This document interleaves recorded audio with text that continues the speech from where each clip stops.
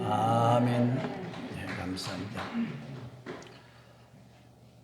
오늘 우리는 산꼭대기에 올라간 한 등산객이 큰 산불을 만나 위기의 시대를 살아가고 있는 것 같습니다.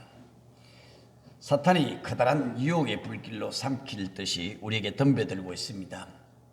이때 등산객이 살아날 수 있는 유일한 길은 맞불 작전이라는 겁니다.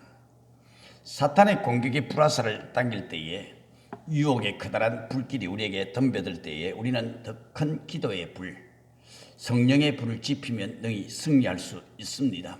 사탄의 계략보다 더 크게, 더 힘있게 능력받으면 이길 수 있다고 하는 얘기입니다. 그럼에도 불구하고 우리 주위에는 사탄의 불화살의 공격을 막을 힘이 없어서 피 흘리며 신음하는 사람들이 얼마나 많은지 모릅니다. 인생의 짐이 무거워서 그 짐에 짓눌려서 신음조차 할 수 없는 사람들, 기도할 입조차 벌릴 수 없는 안타까운 사람들, 영혼이 병든 사람들, 마음이 아픈 사람들이 우리 주변에 얼마나 많은지 모릅니다. 그들은 우리 모두에게 우리를 위하여 부탁합니다. 기도해 주십시오. 중보 기도를 요청을 하고 있습니다. 독일 전쟁사의 한 통신병에 처절한 죽음의 얘기가 실려 있습니다. 이 폭풍우가 몰아치는 깊은 밤 적군에게 이 포위가 된 야전군으로부터 긴급 구조를 요청하는 SOS의 다급한 목소리가 도중에서 끊어지고 말았습니다. 통신병이 2차 사고를 조사를 하다 보니까 전신줄이 끊어져 있는 겁니다. 이것을 잡아 당겨서 이으려고 하니까 1m 정도 모자랍니다. 생각도 못해서 이 통신병은 양쪽의 전선줄을 벗겨서 자기 양 손가락에 그 전선줄을 묶고 자기 몸을 통해서 다급한 SOS가 전해지게 됩니다. 긴급구조대가 도착해서 야전군은 무사히 구조가 됩니다. 그런데 통신병은 죽고 말았습니다. 감전사였습니다. 한 손으로는 포로된 아군의 아픈 사연을 부둥켜 잡고 다른 한 손으로는 지원군을 향하여 뻗었던 숭고한 통신병의 죽음의 그림을 일컬어서 독일 신학에서는 중보기도의 전형이라 이렇게 중재기도의 모습이라고 말하고 있습니다.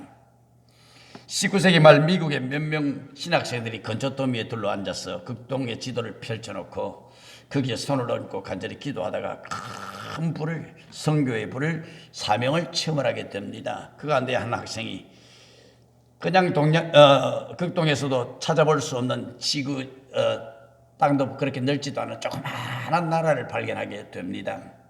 그래서 한국에 와서 복음을 전하게 되는데 우리나라 최초의 선교사 언더우드 선교사입니다. 한 시대, 한 교회, 한 지역의 충격적인 부흥대는 언제나 기도에 큰 불길이 있었다고 하는 것을 기독교 역사는 명백하게 우리에게 증언을 해주고 있습니다. 우리가 영적인 부흥을 체험하기를 원할 때마다, 새로운 축복의 전기를 마련하기를 원할 때마다 우리는 기도의 능력을 회복해야 합니다. 그 가운데 나 아닌 다른 사람들을 위하여, 이웃을 위하여 기도하는 것을 보고 도고 또는 중보기도라, 중재기도라 이렇게 말합니다. 우리의 기도가 이기적인 한계를 벗어나서 저 멀리 있는 사람들, 하나님의 사랑하는 온 백성들에게 번져나간다면 이것이 얼마나 아름다운 모습인지 모릅니다. 이 오늘 본문의 그림을 한 폭의 그림으로 그려볼 필요가 있습니다. 저는 이 성경을 읽으면서 이 그림을 머릿속으로 쭉 회상을 해봤습니다. 불붙는 소돔과 고모라의 환상 앞에서, 폭발 직전의 화약고 앞에서 한 손은 하늘을 향해 손을 들고 한 손은 인간의 슬픈 사연을 그냥 붙들고 하나님과 인간 사이에 중보기도를 드리고 있는 숭고한 한 폭의 그림이 보이지 않습니까? 민족사의 시련과 고통이 있을 때마다, 나라의 흥망성쇠의 가로에 설 때마다, 교회적인 비전이 선포될 때마다 이웃들의 신음하는 소리를 바라보면서 기도할 수 있다고 하는 것은 얼마나 커다란 축복일런지요. 누군가를 위해서 내가 기도한다고 하는 것은 의무가 아닙니다. 그것은 우리 성도들만이 가질 수 있는 고귀한 특권이라고 하는 사실입니다. 이 얼마나 귀하고 엄숙한 모습입니까? 기도는 기도나 해볼까 하는 도박이거나 막다른 골목에서 끄집어낸 최후 수단이 아니라 항상 기도는 최대의 수단이 되는 것입니다. 우리 가운데 누군가가 대통령하고 독대를 하고 사는 사람이 있다고 하면 아마 대단한 사람으로 쳐다보게 될 겁니다. 여러분 보십시오. 우리는 일개 나라의 대통령과 독대하고 살아가는 사람이 아닙니다. 천지 우주 만물을 창조하신 분, 온 역사를 다스리시는 분, 그분과 독대하고 살아가는 겁니다. 이 얼마나 놀라운 특권입니까? 이 특권을 가졌음에도 불구하고 우리는 이 특권을 놓치고 살아갑니다. 그러므로 기도할 기회를 상실한다고 하는 것은 최고의 기회를 상실하고 마는 것입니다. 오늘 본문을 통해서 우리는 기도의 한 자리를 배울 수가 있습니다. 물론 기도의 자리는 어디서나 할 수 있죠. 성전 기도도 또 집에서도 기도도 할 수 있고, 집 안에서도 기도할 수도 있고, 거리에서도 기도할 수 있고, 베드로 같은 경우는 지붕 위에 올라가서도 기도했습니다. 하나님을 가까이 느낄 수 있는 곳에서 언제 어디서나 기도할 수 있다고 하는 참으로 소중한 일입니다.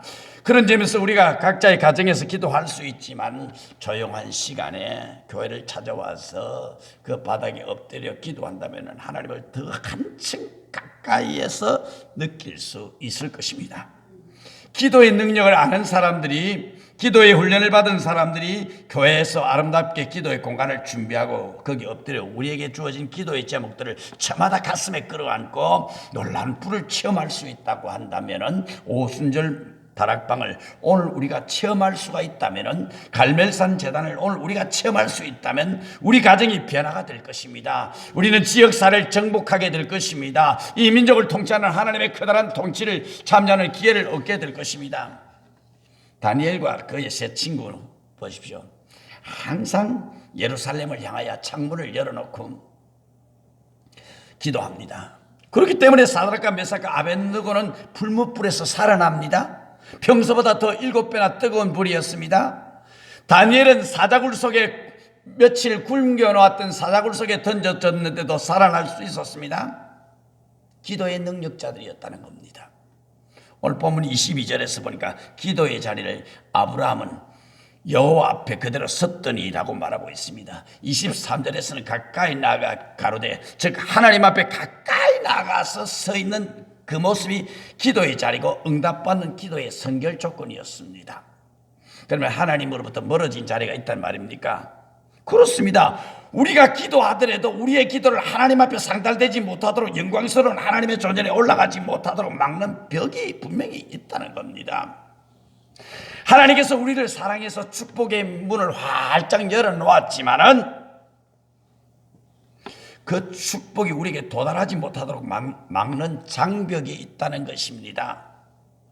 그래서 이사야 선자는 이렇게 말합니다. 여호와의 손이 짧아 구원치 못하심이 아니요 귀가 둔하여 듣지 못하심도 아니라 오직 죄악이 너와 나 사이에 장벽을 만들었다라고 말합니다. 죄는 우리 사이에 벽을 만들어 놓습니다. 기도를 방해합니다. 하늘의 축복의 통로를 막아버립니다.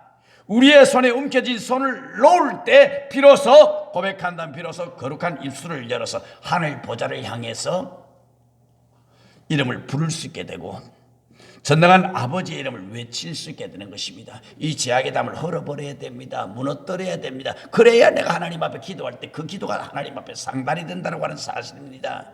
우리는 장벽을 그대로 둔 채 아무리 기도해봐야 소용이 없습니다. 너와 나 사이에 가로막혔던 것, 하나님과 나 사이에 가로막혔던 것, 이 장벽을 헐어버려야 됩니다.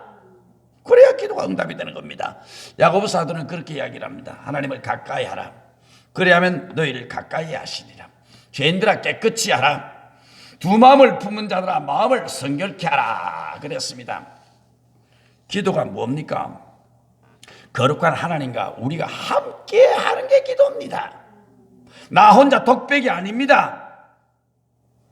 갖가지 기상천외한 에피소드를 낳았던 이 타이타닉호가 부서졌을 때입니다. 수천 명의 탑승객이 이미 죽어갔고 구명보트에 탄 노약자들은 다 구조되었습니다.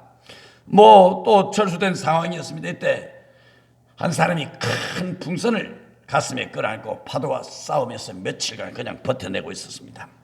이제는 손가락 끝맛 뒷마에 마지막 힘이 다 사라지고 풍선을 집어던지고 생명을 이제 아버지 앞에 맡길 수밖에 없는 그런 안타까운 상황이 있었습니다.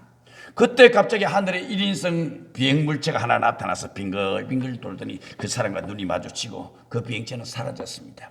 그렇다. 누군가 나를 보고 있구나. 누군가가 나를 보았다. 갑자기 온몸에 힘이 용솟음치는 겁니다. 던지고 싶었던 풍선을 다시 끌어안았습니다. 그리고 날생선을 잡아먹으면서 며칠 동안 버텨냈습니다. 마침내 해안경찰 구조선이 요란한 소리를 내며 달려왔습니다. 이 사람을 건져주었습니다.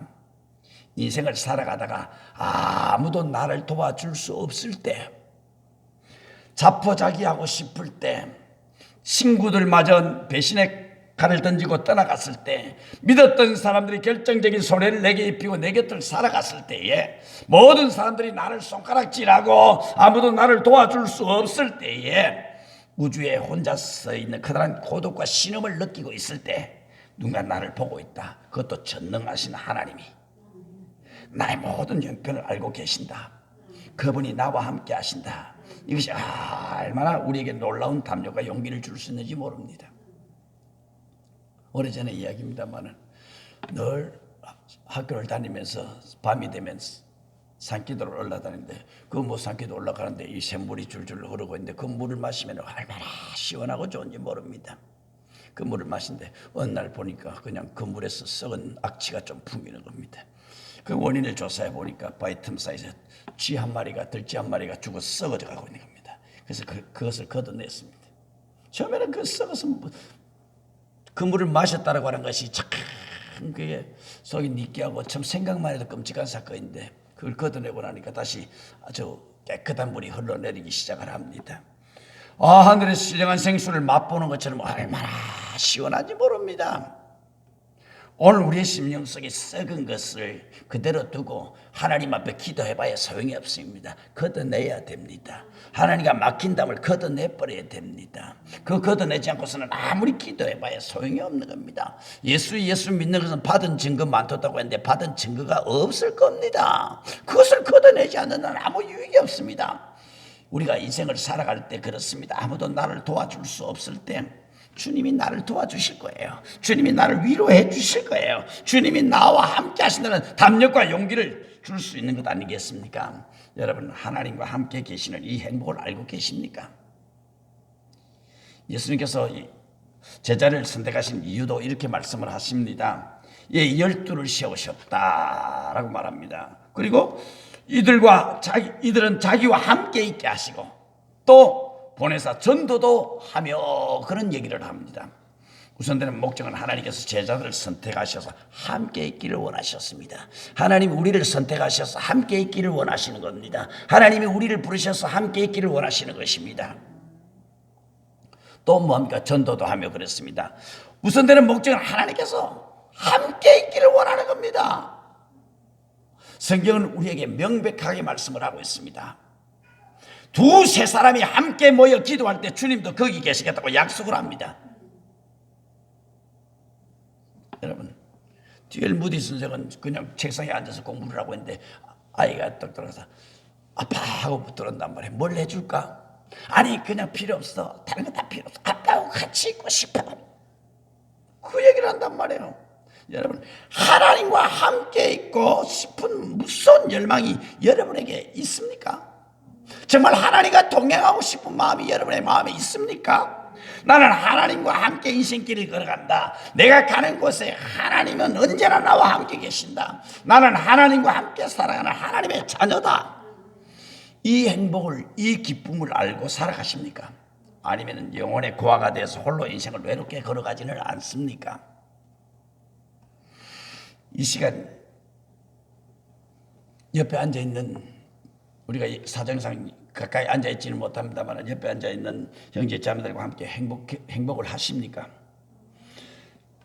당신이란 벽 속에 갇혀 이웃이 보이지 않는 어려운 야윈 삶을 살아가고 있지는 않습니까? 고독한 삶을 살아가고 있지는 않습니까? 두 사람이 함께 합심하여 기도하여 무엇이든지 이룬다는 약속의 말씀이 있습니다. 합심하면 기도의 역사가 납니다. 일본의 한 장수가 가던 이 청정이라고 하는 사람이 백두산에 호랑이를 생포했다는 거예요. 그래서 그 호랑이를 풍신수길에게 이 선물로 보내기 위해서 그냥 일본에 도착할 때까지 개 3마리를 잡아먹고 잘 도착하라고 그냥 이 호랑이 우리 안에 개 3마리를 넣어주었습니다. 그런데 도착해서 보니까 호랑이가 죽어 있습니다. 개 3마리는 멀쩡히 살아있는 겁니다. 그 개가 바로 일본이 몰랐던 그때 처음으로 무서운 개의 위력을 알았던 진돗개라고 하는 얘기입니다. 가족의 어려움에 부딪힐 때 한 가족이 함께 엎드려서 여러분의 가족에게 주어진 커다란 문제를 물어 뜯어서 승리하는 기도의 능력을 여러분 아십니까?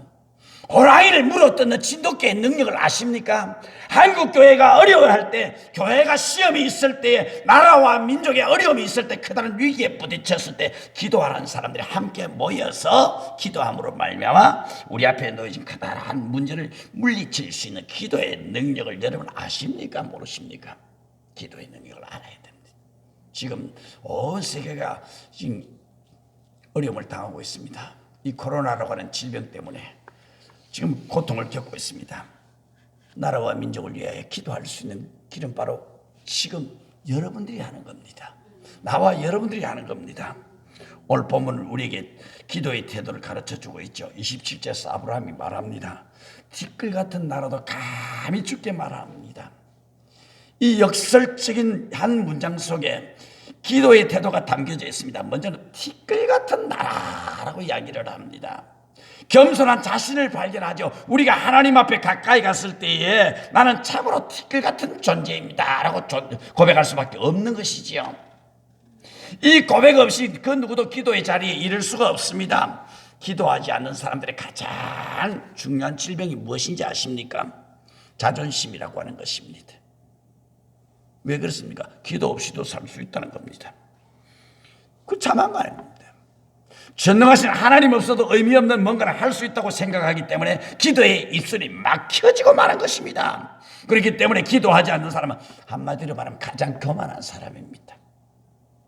나는 하나님 없어도 살 수 있다. 하나님 없이 나는 이것도 하고 저것도 할 수 있다. 이것이 우리가 망해가는 지름길임을 알아야 합니다.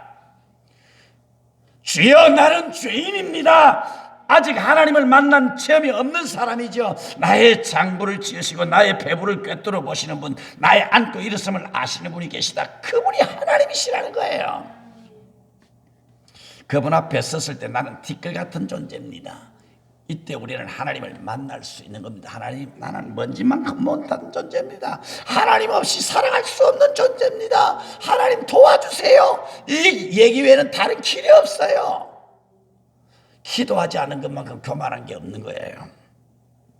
우리는 티끌 같은 존재이기 때문에 하나님 앞에 설 수 없는 흉측한 죄인이기 때문에 기도의 입술을 열어야 합니다. 왜 기도의 입술을 막고 있습니까? 27절 후반절에 감히 죽게 고하나이다. 감히가 필요한 겁니다. 나는 죄인이기 때문에 용서가 필요한 존재입니다.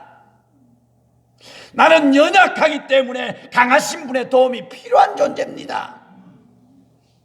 티끌처럼 무력한 존재이기 때문에 강철 같은 하나님의 도움의 손길이 필요한 존재입니다. 나는 할 수 없기 때문에 할 수 있는 전능한 하나님의 도움이 우리에게 필요한 것입니다. 그래서 티끌 같은 나라도 감히 하나님께 입술을 열어 하나님께 기도합니다. 나와 함께하여 주옵소서. 아브라함이 소돔성을 위해서 기도했다고 하는 사실이 어떤 의미를 갖는 겁니까? 지금까지 아브라함에게서 이 소돔성은 관심의 대상이 별로 되지를 못했습니다. 소돔성이 망하든지 흥하든지 그 별로 관심이 없었습니다. 근데 관심은 없었는데 소돔성을 간섭할 수 있는 어떤 권리가 있는 것도 아니고 소돔성을 변할 어떤 책임이 있는 것도 아닙니다. 그럼에도 불구하고 하나님 이 성을 사해 주지 않으시겠습니까? 여기 하나님을 사랑하는 백성들이 여기 성에도 있을 수 있습니다. 이 성을 주님 용서해 주시지 않으시겠습니까? 오늘 우리가 살아가는 신앙인들의 문제가 있다고 한다면 무감각의 질병입니다. 죄로 인해 쓰러지고 넘어지는 세상을 보고 있으면서도 안타까움이 없습니다. 나라가 망해가고 있음에도 불구하고 안타까움이 없습니다. 경제가 폭망하고 있는데도 불구하고 안타까움이 없습니다. 백성들이 질병으로 죽어가고 있는데도 안타까움이 없습니다. 나만 괜찮으면 괜찮겠지라고 생각합니다. 영적 감각이 없는 거예요. 영적인 위기의식이 없습니다. 사단의 불화살에 맞아 신음하는 내 이웃들을 보면서도 아파할 수가 없습니다. 인생의 무거운 짐이 무거워서 쓰러져서 허적거림에도 불구하고 아무런 영적 감각이 없는 것, 영적 무감각의 질병, 이것이 오늘을 살아가는 우리의 모든 질병 아니겠습니까? 내가 걸려있고 여러분들이 걸려있는 겁니다. 영적 질병이 말입니다. 무감각의 질병 말입니다. 우리는 이걸 하나님 앞에 회개해야 하는 거예요. 무감각의 질병. 그러나 이 시간 이후 여러분의 입에서 역사의 비운을 안타까워하고 민족의 운명을 걱정하면서 교회의 부흥과 성숙을 위해서 하나님 나라의 번영에 관심을 가질 수 있게 된다면 그건 이미 여러분이 주님의 제자가 되어가고 있는 뚜렷한 증거이고 여러분의 믿음이 성숙되어져 가고 있는 뚜렷한 증거인 줄로 믿습니다. 안타까움이 조금이라도 살아있다면 그것은 주님의 제자가 되어가고 있는 증거가 되는 겁니다. 하나님의 영광을 체험할 수 있는 사람만이 높은 신앙의 경지에 있는 것이고 기도의 체험을 깊이를 체험한 사람만이 깊이 있는 신앙이 될 수 있는 것이고 기도의 폭만큼 기도의 넓이만큼 여러분은 폭넓은 신앙이 될 수 있는 것입니다. 오늘 본문의 아브라함은 결코 자기 조카 롯을만을 위해서 기도한 것은 아님을 주목해 볼 수가 있습니다. 24절에 보니까 처음에 어떻게 기도합니까? 하나님 이 소돔성을 멸하는 것을 연기를 했는데 의인 50명만 있으면 이 소돔성 심판을 면해주게 해주십시오 라고 기도합니다. 소돔과 고모라의 모든 죄를 50명만 있으면 용서해달라 그럽니다. 근데 28절에 보니까 50인 중에 5인이 부족하면 어떡하겠습니까? 45인이면 어떡하겠습니까? 그 다음에 이어지는 프레임이 뭔지 아십니까?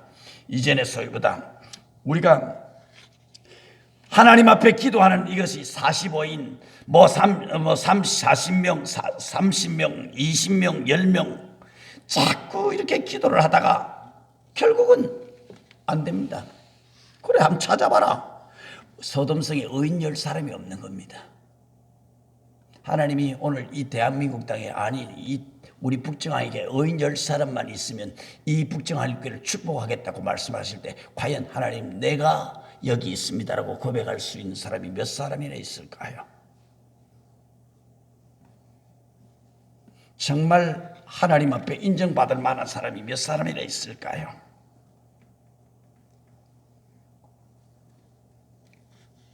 한 걸음 더 나가 내게 상처 준 사람, 내가 도무지 용서할 수 없다고 생각하는 그 사람, 내게 결정적인 손해를 준 그 사람의 이름을 부르며 용서할 수 있고 그를 위해 중보기도할 수 있다면 여러분은 이미 주님을 닮아가고 있는 사람들입니다. 욥기서를 보게 되면 그런 이야기가 나옵니다.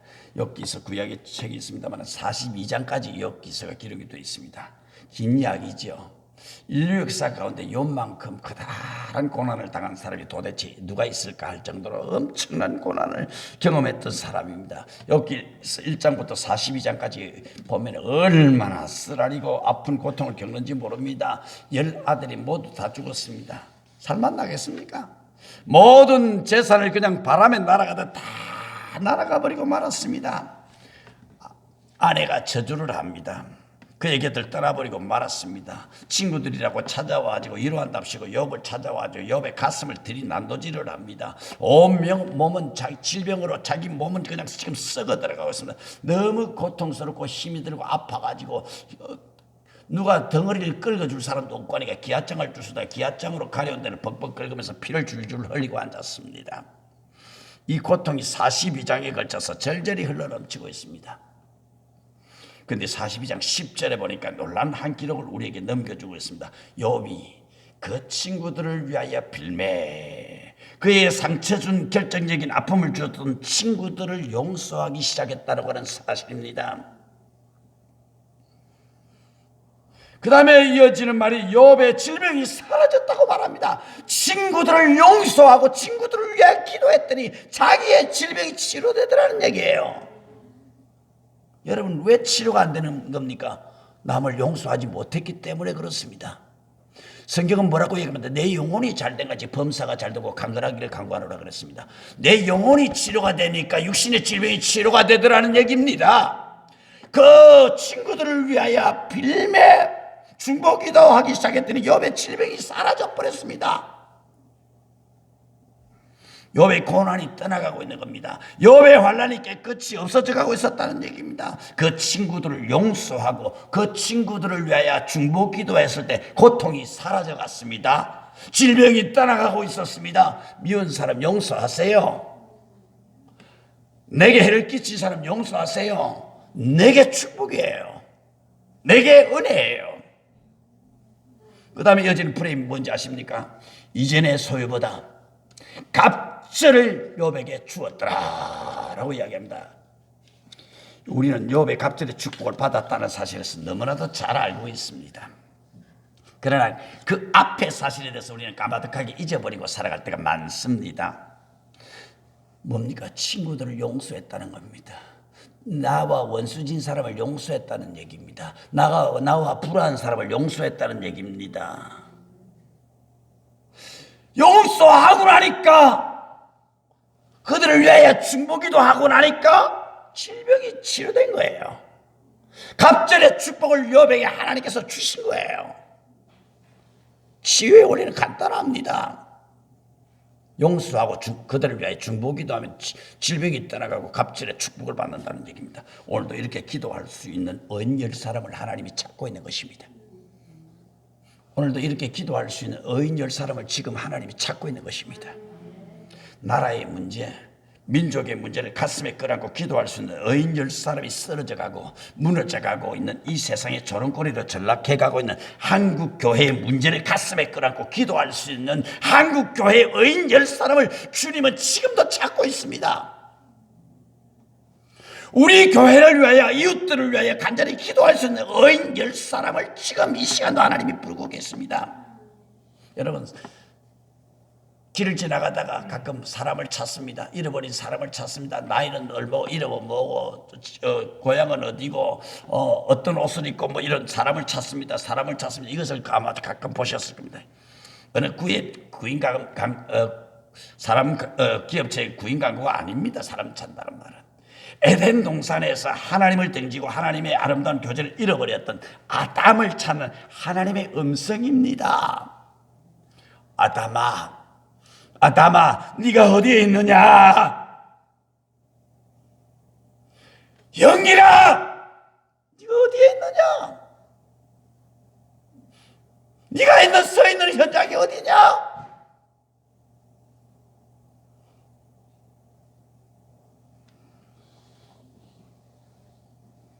노아 홍수 직전에 울려 퍼졌던 하나님의 음성입니다.